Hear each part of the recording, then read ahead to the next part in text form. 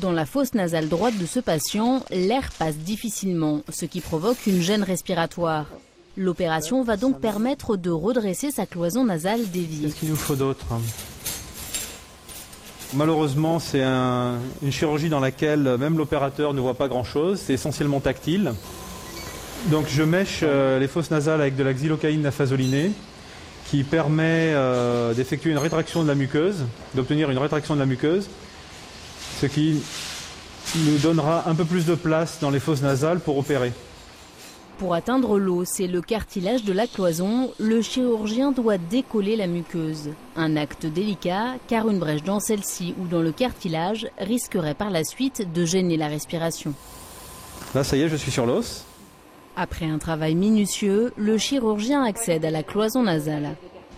On a ici la structure cartilagineuse antérieure de la cloison. Là, la muqueuse.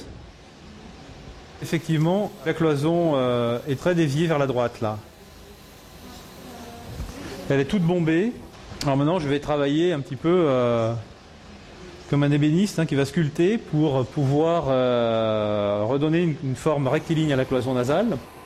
À l'intérieur de la fosse nasale droite, des excroissances osseuses et cartilagineuses se sont formées. Ces fragments sont à l'origine de la déviation.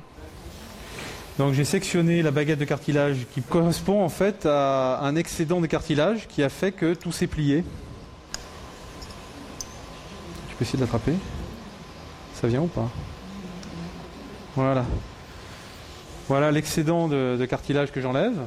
Donc vous comprenez en fait la déviation qu'il y avait au niveau de la cloison.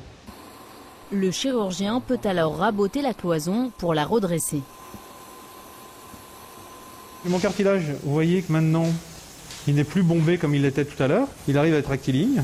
Donc là, je vais le positionner dans ce qu'on appelle la columelle. Replacé dans sa gouttière, le cartilage doit être immobilisé.